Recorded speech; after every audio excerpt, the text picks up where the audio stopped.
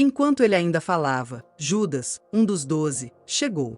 Com ele estava uma grande multidão armada de espadas e varas, enviada pelos chefes dos sacerdotes e líderes religiosos do povo. O traidor havia combinado um sinal com eles. Ele é aquele a quem eu saudar com um beijo. Prendam-no. Dirigindo-se imediatamente a Jesus, Judas disse em saudações, Rabi, e o beijou. Jesus, porém, lhe perguntou, ei amigo, o que o traz aqui? Então, os homens se aproximaram, agarraram Jesus e o prenderam. Um dos que estavam com Jesus, estendendo a mão, sacou a espada e feriu o servo do sumo sacerdote, decepando-lhe a orelha. Jesus lhe disse, enguarde a espada, pois todos os que empunham a espada morrerão pela espada. Você acha que eu não posso pedir ao meu Pai, e ele não poria imediatamente à minha disposição mais de 12 legiões de anjos? Como, então, se cumpririam as escrituras que dizem que as coisas deveriam acontecer desta forma? Naquela hora, Jesus disse à multidão, em acaso estou chefiando alguma rebelião, para que venham me prender com espadas e varas? Todos os dias, estive com vocês, ensinando no templo, e vocês não me prenderam.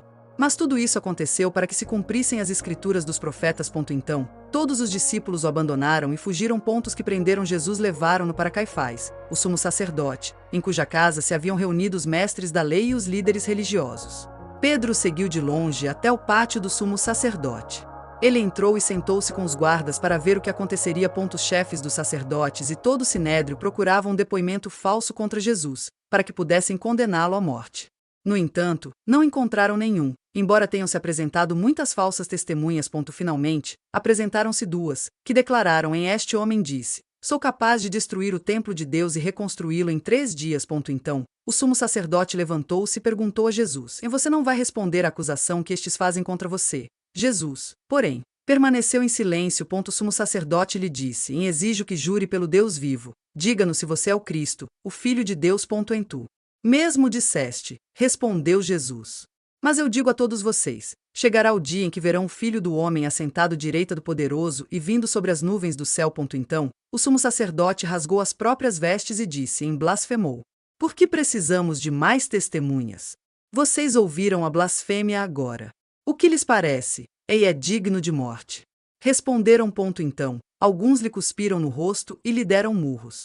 Outros lhe davam tapas e diziam, profetize para nós, Cristo.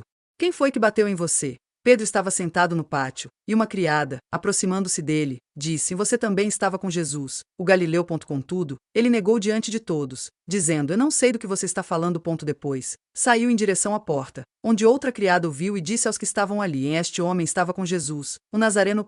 E ele, jurando, negou outra vez, eu não conheço esse homem. Pouco tempo depois, os que estavam por ali chegaram a Pedro e disseram, certamente você é um deles.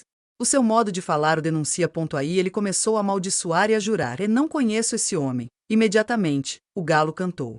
Então, Pedro se lembrou da palavra que Jesus lhe havia dito, antes que o galo cante, você me negará 3 vezes. Saindo dali, chorou amargamente.